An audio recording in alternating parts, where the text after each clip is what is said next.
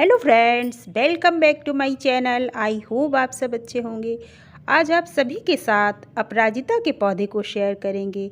अपराजिता के पौधे से ज़्यादा फूल और घना पौधा कैसे बना सकते हैं आप, कौन से वो हैं ज़रूरी काम जिन्हें हमें इस समय करना चाहिए जिससे हमारा अपराजिता का पौधा भी खूब घना हो और ज़्यादा से ज़्यादा फूल आएँ। तो आइए वीडियो को शुरू करते हैं। चैनल पे पहली बार आए हैं तो प्लीज़ चैनल को सब्सक्राइब कीजिए, बेल आइकन प्रेस कीजिए जिससे हमारे सभी वीडियोस की नोटिफिकेशन आप तक पहुंचती रहे।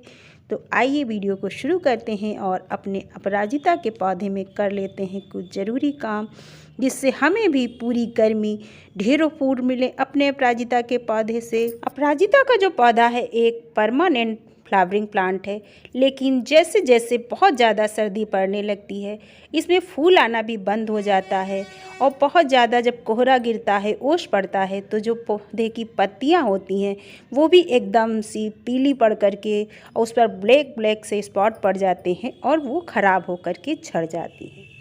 तो हमारा पौधा चाहे हम कितनी भी कोशिश करें, क्योंकि हर पौधे को हम शेड वाली जगह पर नहीं रख सकते हैं, सभी के पास इतना शेड वाली जगह नहीं होती है जहां प्लांट्स को हम उठा उठा करके रखें।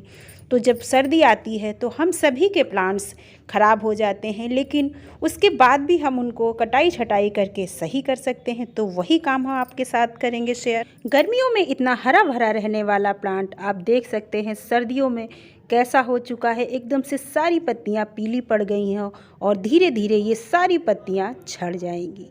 तो आज इन पत्तियों को और इस पौधे की सारी कटिंग कर लेते हैं हम, क्योंकि सबसे ज़रूरी है कटिंग करना। इसमें जो ये पकी हुई फलियां लगी हुई हैं इनको तोड़ करके हम बीज निकाल लेते हैं, जिससे अगर हमारा पौधा ख़राब हो जाता है किसी कारण से तो इन बीजों को हम डाल करके नया प्लांट्स उगा सकते हैं। एक फली में कम से कम 7-8 बीज निकल आता है और ये बहुत ही आसानी से उग भी जाता है। जब आप इसको मिट्टी में दबा देंगे ऐसे ही डाल करके तो इससे नया पौधा बहुत जल्दी तैयार हो जाता है।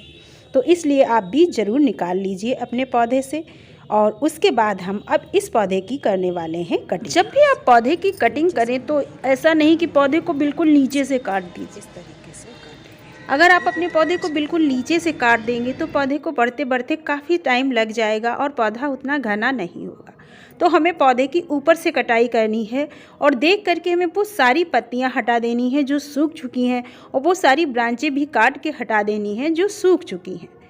जब आप कटिंग करते हैं तो साथ ही साथ ये देखते जाइए कि कौन कौन सी ब्रांचें आपकी डेड हो चुकी हैं, उनको हमें हटाते रहना। और जो हरी हैं ब्रांचें उनको हमें नहीं काट के हटाना है, क्योंकि जहाँ जहाँ से उसमें गांठ है वहाँ से नई नई ब्रांचें निकल आएंगी और आपका पौधा काफ़ी जल्दी तैयार हो जाएगा। जैसा कि हमने बताया है कि पौधे को बिल्कुल नीचे से नहीं काटना है। कई बार ऐसा होता है जब आप पौधे को बिल्कुल नीचे से काट देते हैं तो आपके पौधे में नई ब्रांच और नई पत्तियां नहीं निकल पाती हैं।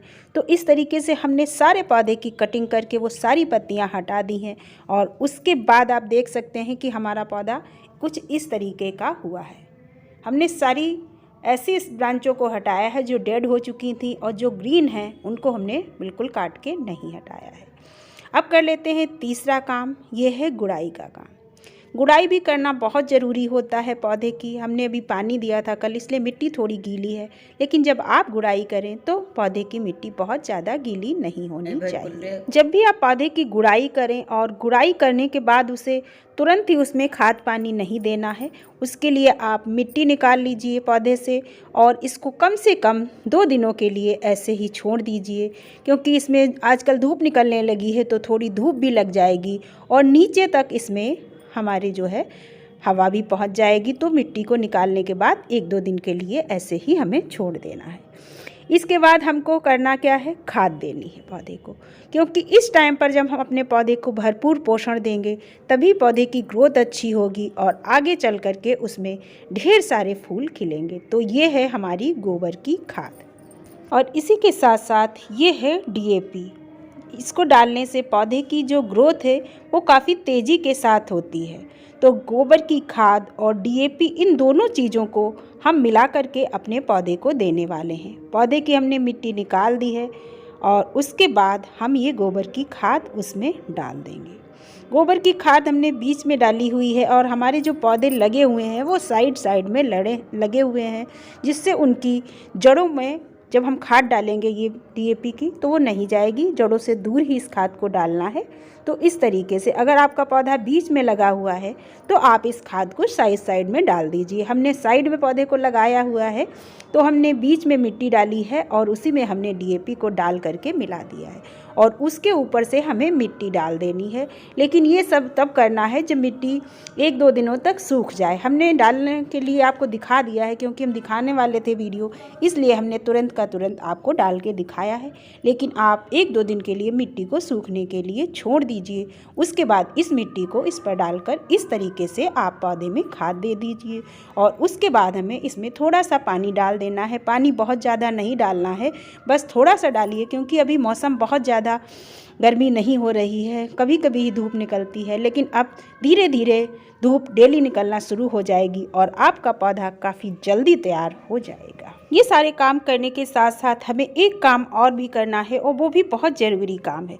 जैसे ही आपके पौधे में नई नई पत्तियां निकलना शुरू होती हैं, आप पौधे के ऊपर अपना होममेड इंसेक्टिसाइड का स्प्रे ज़रूर करते रहिए, क्योंकि जैसे ही नई पत्तियां निकलती हैं तो एक बहुत ही छोटा सा वाइट कलर का जो इंसेक्ट होता है वो इनकी पत्तियों पे लग जाता है और आपकी पत्तियां एकदम सूख सी जाती हैं। तो इस पर आप हर 10 दिनों के बाद जैसे ही पत्तियां निकलती हैं अपना कोई भी होममेड या बाज़ार से मंगा करके इंसेक्टिसाइड का स्प्रे ज़रूर करते रहिए।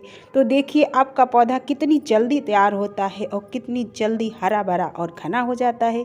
हमारी जानकारी अगर अच्छी लगी है तो प्लीज़ वीडियो को लाइक कीजिए, शेयर कीजिए। नेक्स्ट वीडियो में फिर मिलते हैं किसी अन्य टॉपिक के साथ। तब तक के लिए बाय बाय।